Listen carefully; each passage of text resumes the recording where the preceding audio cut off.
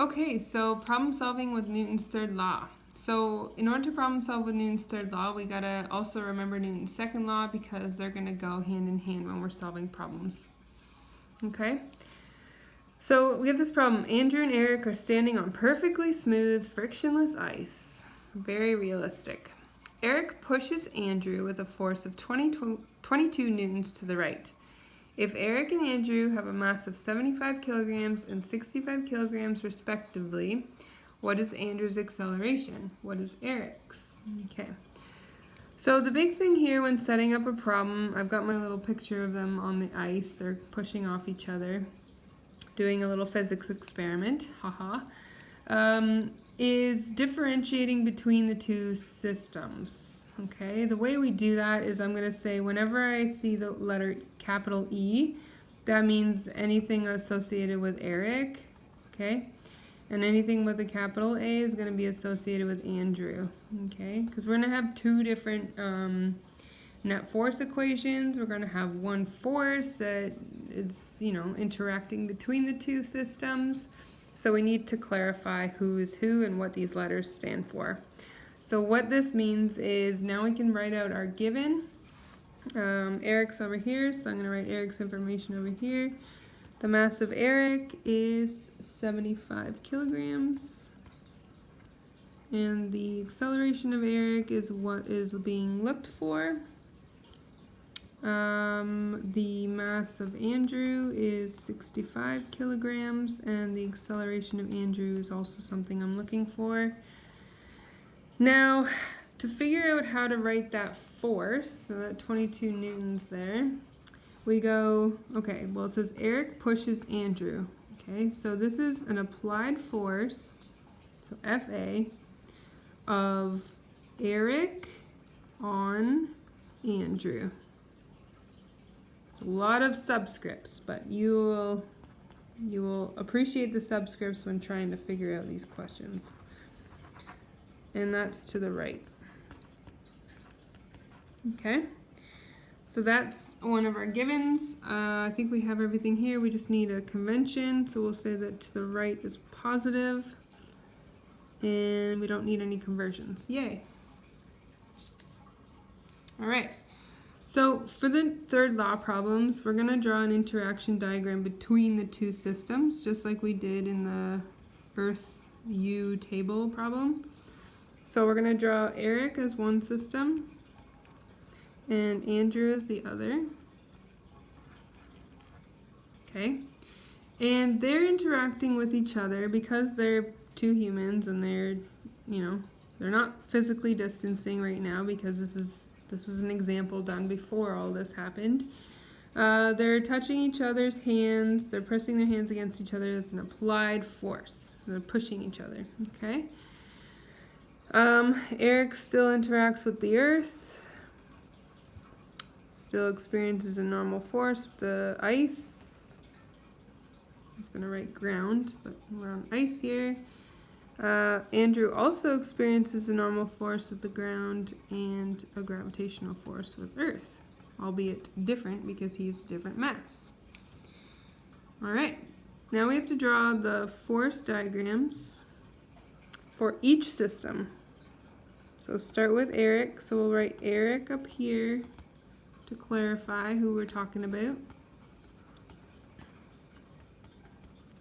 Andrew over there.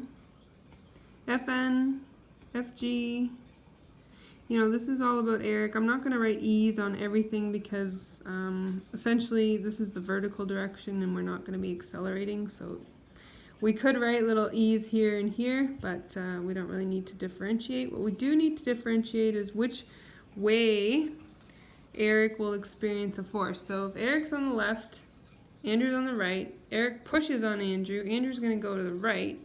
We know that Eric then is going to go backwards, so he's going to go to the left.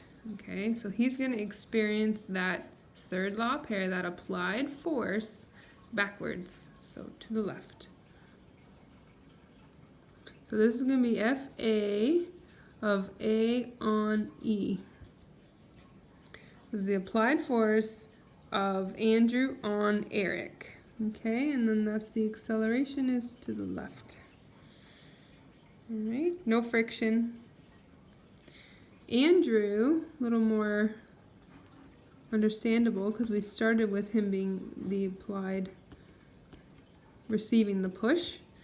He's going to experience that applied force, the applied force of Eric on Andrew. So E on A. So E on A on E, they're equal sides, opposite direction. Newton's third law. Whoop, whoop. Okay. So from this now, we're going to use Newton's second law and solve for our unknown quantity, the accelerations. Let me flip my page. Nope. Oh, words. Now we have to explain what's going on in words. Okay? So each system, each boy or each system accelerates in the direction of the unbalanced net force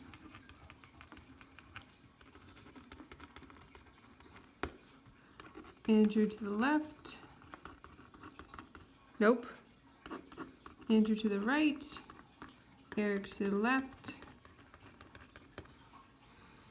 And what else do we say here?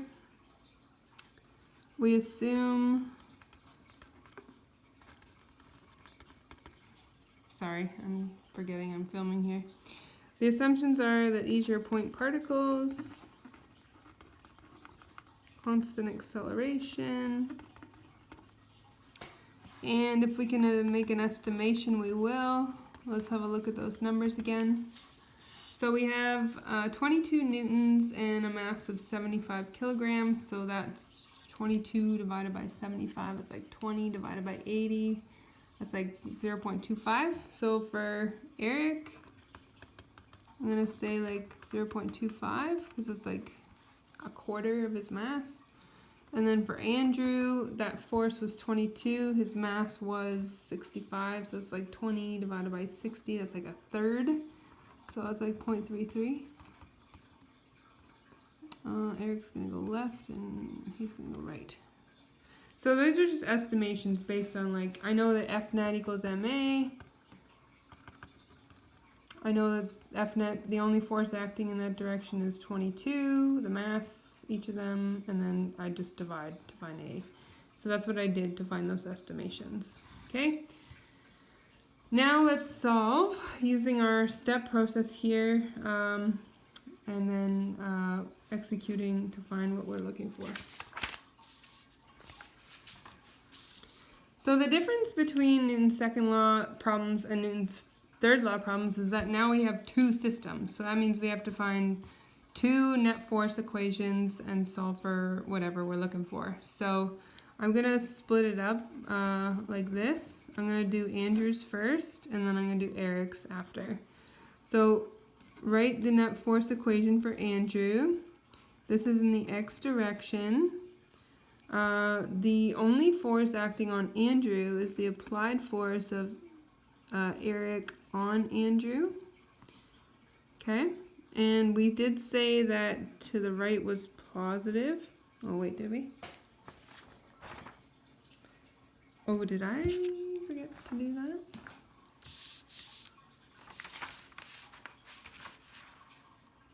Anyways, okay, to the right is positive because Andrew does go to the right. So that goes in positive, and we know that Andrew accelerates, so it's equal to MA, and I'm putting little subscripts for Andrew, okay? So that, I'm looking for Andrew's acceleration. That's going to be F of E on A divided by the mass of Andrew, 22 newtons over 65 kilograms.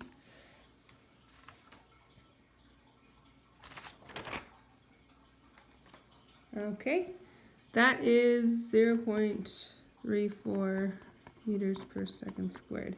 And because the answer is positive, then that means the direction is to the right. And that's Andrew's acceleration. Now, Newton's third law, the only thing you have to show here is that we know that F of the applied force of Eric on Andrew is equal but opposite sign to the applied force of Andrew on Eric.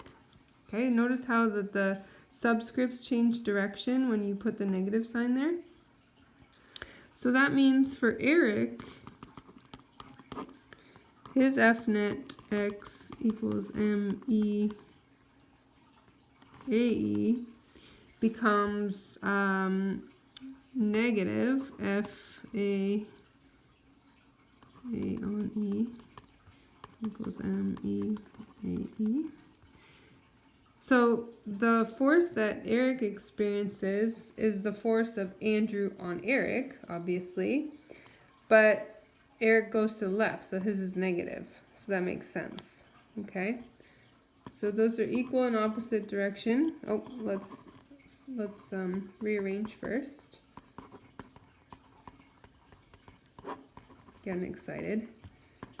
Negative 22 newtons divided by 75 kilograms equals negative 0.29 meters per second squared. Negative. Negative meaning to the left. Okay, so we'll finalize our question here by writing a statement. So Eric accelerates at 0.29 meters per second squared left, and Andrew accelerates at 0.34 meters per second squared right. Pretty close to the estimations if I don't say so myself. All right. Now to evaluate size, direction, units. So direction, this makes sense because they're opposite direction of each other.